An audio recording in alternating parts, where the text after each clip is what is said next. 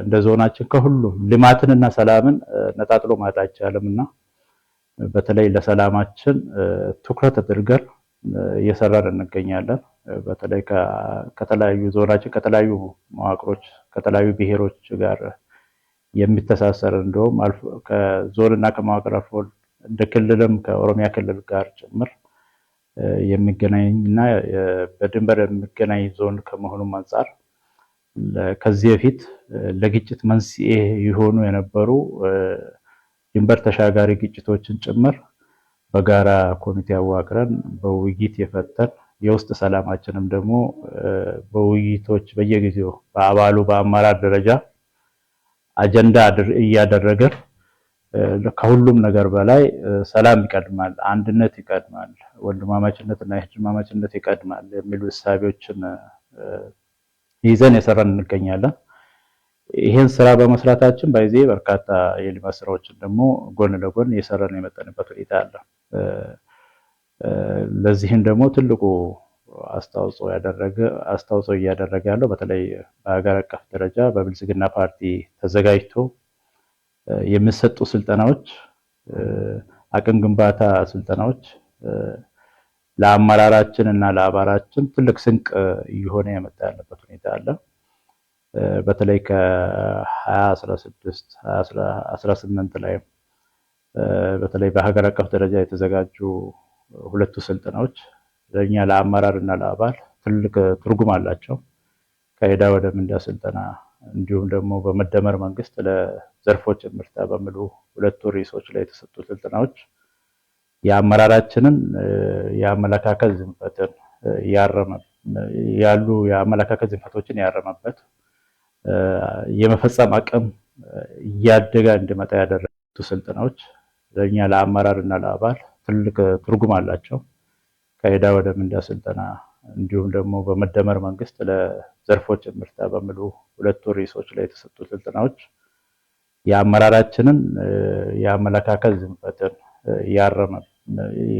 የአመለካከት ዝንፈቶችን ያረመበት የመፈጸም አቅም እያደገ እንዲመጣ ያደረገበት ይህ ብቻ ሳይሆን በአመራርና በአባላችን ዘንድ ደግሞ የአስተሳሰብና የተግባር አንድነቱ እንዲቀራረብ ምቹ ሁኔታ ከመፍጠርም በላይ የራሳችንን የውስጥ አቅማችንን እንድንጠቀም ትልቅ እድል የፈጠረ ነው። በተለይ ከዕዳ ወደ ምንዳ ስልጠና ከወሰድን በኋላ ሀላባ ላይ በርካታ ስራዎችን በርካታ ያሉንን አቅሞችን ጭምር ማየት ያልቻልናቸውን እንድናይ እድል የሰጠን ስልጠና ነበር ማለት ይቻላል። ሀብት እንዴት እንደሚፈጠር ጸጋዎቻችንን እንዴት መጠቀም እንዳለብን ትልቅ አቅምና ጉልበት የሆነ ስልጠና ነው ማለት ይቻላል። ከዛ በኋላ ታስታውሱ ከሆነ ሀላባ ላይ በተለይ በግብርናው ዘርፍ አሁን ያለ መሬት ቀድሞም ነበረ። አሁን ያለው ሰው አርሶ አደር ቀድሞም ነበረ።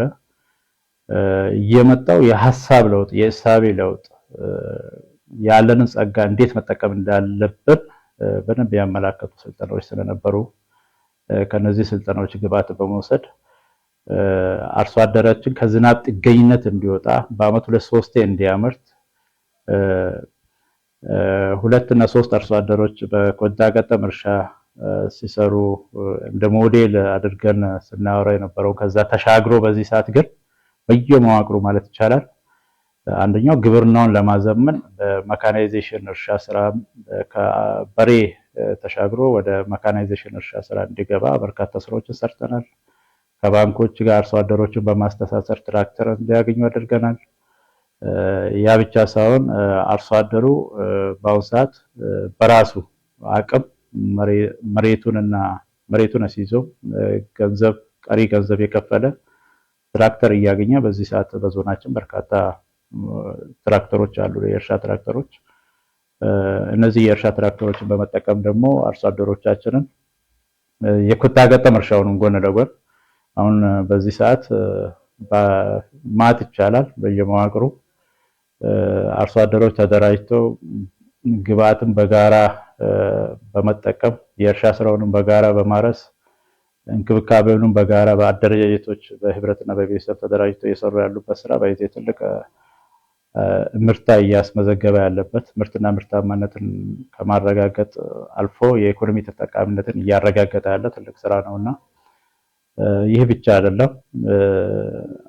እንደ ክልልም እንደ ፌዴራልም በምሳሌነት የምትጠቀስ አንድ ቀበሌ አለች። ለምሳሌ ወይረድጆ ወረዳ ላይ ስንብታ ቀበሌ አንዱ የብልጽግና ትሩፋት ብለን የምንላት የእሳቤ ለውጥ ያመጣ ከእሳቤ ለውጥ የመጣ ስኬት ነው ብለን ጀስቲፋይ ማድረግ የሚያስችል ቀበሌ ነውና ስንብታ ቀበሌ ላይ ውሃ ከዚህ በፊት ጎርፍ የሚያርፍበት አርሶ አደሮች ነዋሪዎች ተፈናቅሎ ጎርፍ ሲመጣ ተፈናቅሎ ሌላ አካባቢ ወጥቶ የሚኖሩበት በዘመድ አዝማዶቻቸው ቤት የሚኖሩበት ሁኔታ ነበርና ያንን ግን ቅድም ያልኳችሁ ስልጠና አመራሩ ከወሰደ በኋላ ይሄን ውሃ እንዴት ነው መጠቀም ያለብን፣ ይሄን ሀብት እንዴት ነው መጠቀም ያለብን በሚል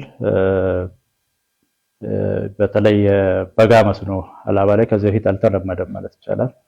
በጋ መስኖ አሁን በዞናችን በስንብታ ቀበሌ ላይ የተጀመረው ስንብታ ቀበሌ ላይ ውሃ ከ8 እስከ 13 ሜትር ላይ ውሃ በቅርበት ተቆፍሮ ይወጣል። ያንን አቅም በመጠቀም ቢያንስ የሚገርማቸው አርሶ አደሮች በአመት 3 ያመርታሉ።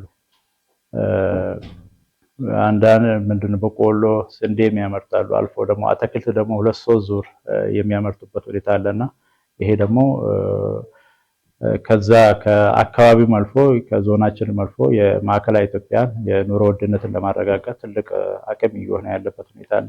ይሄን እድል በመጠቀም ወረዳውም ከዛ መነሻ ወስዶ በዚህ ሰዓት ሚቶ ድጆ ወንዝ ላይም እንደዚህ አጉራባች ቀበሌዎች ላይም አስፋፍቶ የሰራ ያለበት ሁኔታ አለ በጋ መስኖ ላይ። ያ ብቻ ሳይሆን በቅርቡ ያው በተለያየ ጊዜ ተሞክሮ የተወሰደ ያለው የአርቶፍል ውሃ ሙቅ ውሃን በመጠቀም ከዛ በፊት አርቶፍል ውሃን እኛ የምናውቀው ለመድኃኒትነት ለተለያዩ በሽታዎች ፈውስ እንደሆነ ነው የሚታወቀውና አሁን ግን አርቶፍል ውሃን አቀዝቅዞ ምርት ማምረት እንደሚቻል በተግባር ያረጋገጥንበት ነው። ይሄ ማለት ውሃው ነበር እኮ በፊትም ያው ነዋሪዎቻችን አርሶ አደሮቻችን ማህበረሰቦቻችን የሚጠቀሙት ለመድኃኒትነት ነበርና ግን ይሄን ውሃ ያው ሐሳብ መነሻ ስለሆነ ሐሳብ የሚመጣውና ይሄም ከዕዳ ወደ ምንዳ ስልጠና ስንወስድ ያለንን አክሰስ ያለንን አቅም የውሃ የመሬት ያለንን አክሰስ ስናደርግ ካገኘነው አንዱ ምንዳችን ነው። ይሄን ውሃ ተጠቅመን በዚህ ሰዓት አርቶፍል ውሃ ዙሪያ ላይ አርሶ አደሮቻችን በአመቱ ከ2-3 እያመረቱ ያሉበት ሁኔታ አለ።